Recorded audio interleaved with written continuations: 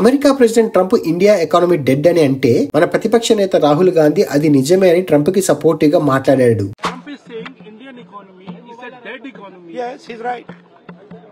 I mean, everybody knows this, except the Prime Minister and the Finance Minister. Everybody knows that the Indian economy is a dead economy.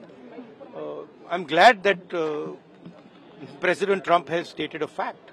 నిన్న financial year 2026 quarter result చూస్తే India GDP 7.8% touch చేసింది. Even RBI కూడా expect చేసింది 6.5 అనే. కానీ GDP growth అనుకున్న దానికన్నా ఎక్కువగా పెరిగింది. వేరే దేశ అధ్యక్షులు మన దేశాన్ని తక్కువ చేసి మాట్లాడితే దాన్ని ఖండించకపోయినా పర్లేదు, కానీ వీళ్ళ డర్టీ పాలిటిక్స్ కోసం దేశాన్ని తక్కువ చేసి వేరే దేశాల వాళ్ళు వాగే పిచ్చి వాగుడికి సపోర్ట్ చేయకూడదు. ఇప్పుడు ఫైనాన్షియల్ ఇయర్ 2026 క్వార్టర్ రిజల్ట్ చూస్తే ట్రంప్ చెప్పిన డెడ్ ఎకానమీ అబద్ధం అర్థమైంది కదా. ట్రంప్ విదేశీయుడు, ఇండియా తక్కువ చేయడానికి ఇష్టం వచ్చినట్టు మాట్లాడతాడు. మరి అప్పుడు ట్రంప్ ని సపోర్ట్ చేసిన రాహుల్ గాంధీని ఇప్పుడు మనం ఏమనాలి? ఇదే రాహుల్ గాంధీ ఆపరేషన్ సింధూర్ అప్పుడు కూడా ట్రంప్ చెప్తేనే యుద్ధం ఆగిందని, నరేందర్ సరెండర్ అని దేశ ప్రధాని తక్కువ చేసి మాట్లాడాడు. उधर से ट्रंप ने एक इशारा किया, फोन उठाया, कहा मोदी जी क्या कर रहे हो, नरेंद्र सरेंडर.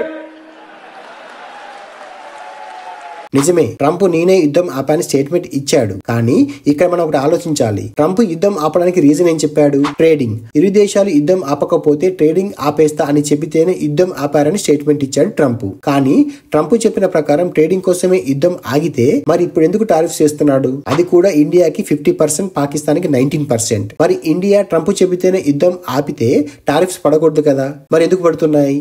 అంటే ట్రంప్ యుద్ధం ఆపాను అని చెప్పింది అబద్ధం అని మనకి ఇప్పుడు క్లియర్ గా అర్థమవుతుంది. ఈ విషయం మన ప్రభుత్వం చెబుతుంటే ట్రంప్ మాట నమ్ముతున్నారు, కానీ మన వాళ్ళ మాట ఎవరు నమ్మడం లేదు. ఒకవేళ నమ్ముదామన్నా రాహుల్ గాంధీ లాంటి పొలిటికల్ లీడర్స్ అబద్ధాన్ని నిజం చేసి మాట్లాడుతున్నారు. కొంచెం బుర్ర యూజ్ చేస్తే అర్థమయ్యే టాపిక్ ఇది, కానీ ఎవరికి అంత టైం లేదు ఇక్కడ.